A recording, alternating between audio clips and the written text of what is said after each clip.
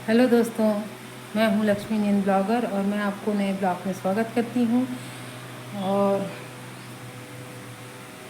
अभी मैं पूजा वूजा करके रेडी हो गई हूं। पूजा कर डाली भगवान का और खाना बना रही हूं। खाना बनाते बनाते मेरे दिमाग में आया कि क्यों ना मैं मेरी मम्मी का जो अस्थि है, आज विसर्जन करने जाना है प्रयागराज।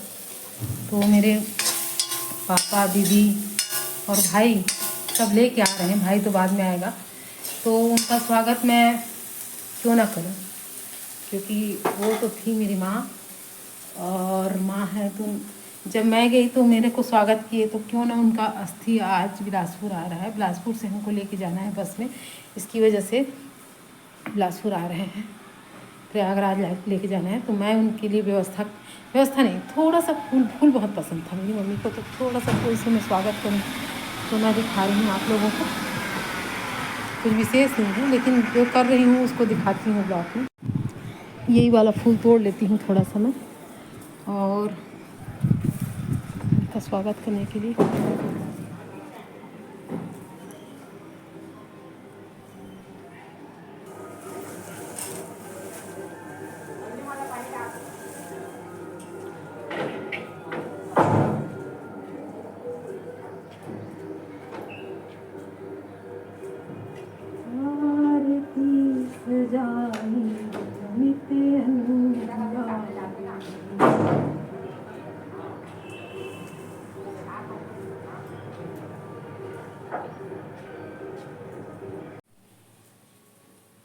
और मैं दीपक भी सजा के रख ली,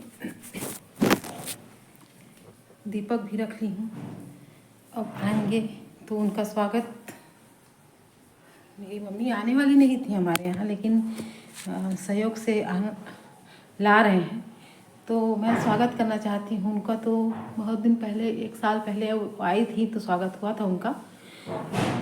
आई थी और उसके बाद फिर अचानक जाना हुआ और आज ऐसा सहयोग बना है कि फिर से वो हमारे पास, हम तीनों भाई बहन के पास आके ही अस्थि विसर्जन के लिए जा रही हैं। और मेरे पास नहीं आई थी। मेरे को जब उनका अटैक आया तो वो ऐसे ही चली गई। मेरे को हमेशा समझाया करती थी कि कुछ मेरे बारे में सुनना अचानक तो घबराना नहीं।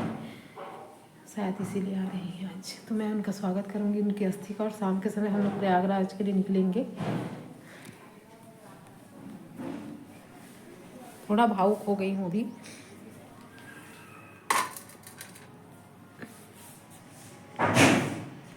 और अस्थि का केवल गुलाल से ही पूजा होता है, तो मैं थोड़ा सा गुलाल रखी हूँ।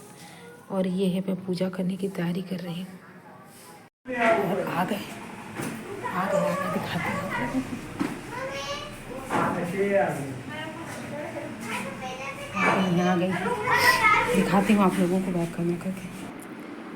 और यहाँ पे पापा लेके आ रहे हैं मम्मी का अस्थि। आप लोगों को लग रहा होगा कि पापा क्यों लेके आ रहे हैं, तो मैं बता दूँ कि भाई थोड़ी देर में दूसरी ट्रेन से आएगा, क्योंकि उसको कुछ काम आ गया था। तो भाई बोला कि आप, दीदी और मेरी जो छोटी सी भतीजी है वो चलें बिलासपुर, मैं बाद में आ रहा हूँ।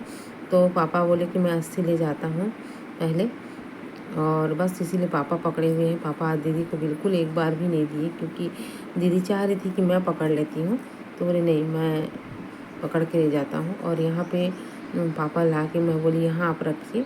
अब फिर मैं आरती की, क्योंकि अस्थि जो था ना, अभी हम लोग लेट कर डाले थे अस्थि विसर्जन के लिए। तो भाई के, मतलब अपने घर में ही रखा हुआ था भाई। और जब उन लोगों को कहीं आना जाना होता था तो दीदी के घर छोड़ दिया जा रहा था, हमारे घर नहीं लाद रहे थे यहाँ पे। और काफ़ी लेट कर डाले थे हम लोग अस्थि विसर्जन के लिए।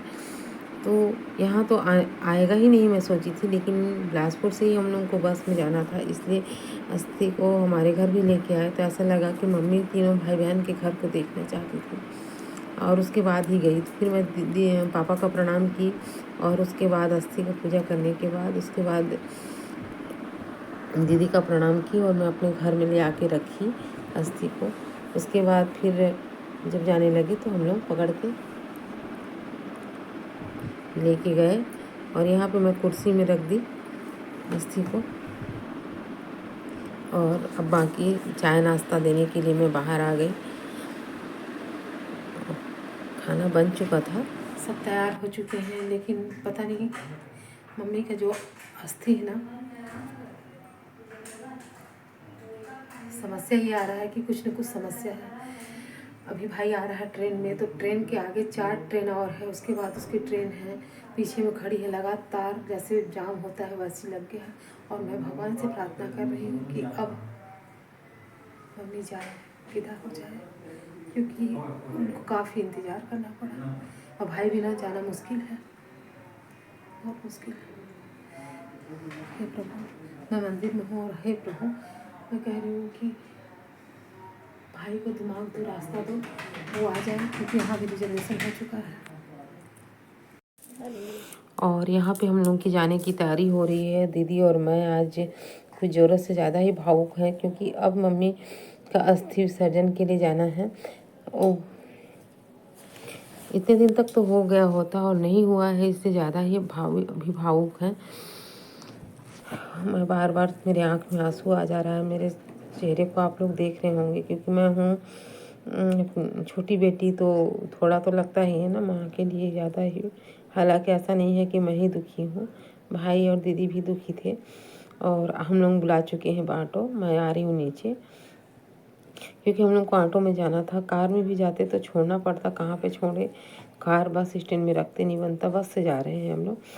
तो कार के बजाय हम लोग ऑटो बुला लिए हैं, ताकि आसानी हो जाए हम लोगों को जाने के लिए। हमारे घर से 8 किलोमीटर पड़ता है बस स्टैंड बिलासपुर में।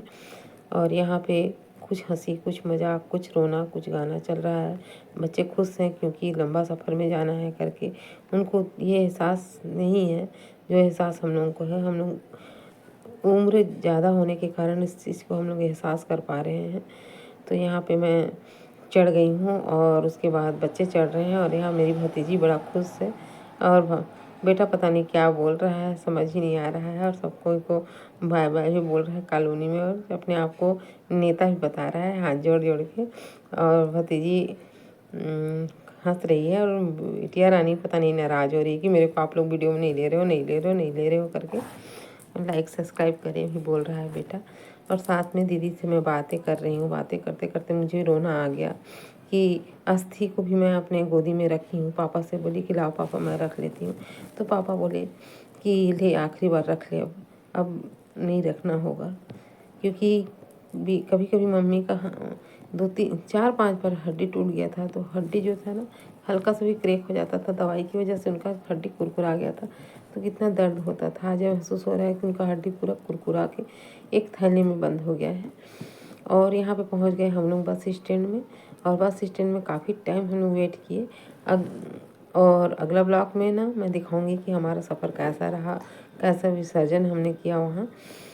और यहाँ पे तो हम लोग उतर गए 4:30 5 में पहुँच गए थे। और हम लोग को बस मिली पूरे टाइम 7:30 बजे। पता नहीं बस ख़राब हो गई थी या क्या है, बस के एजेंट बोल रहे थे आ रही है, बस आ रही है। तो ये हम लोग उतर गए हैं। कभी मम्मी का अस्थि दीदी पकड़ती है, तो कभी पापा पकड़ते हैं, तो कभी मैं पकड़ती हूँ। और सामान सब लेके हम लोग जा रहे हैं। बस स्टैंड काफ़ी बड़ा है, यहाँ बहुत वेट करना पड़ा आज हम लोगों को।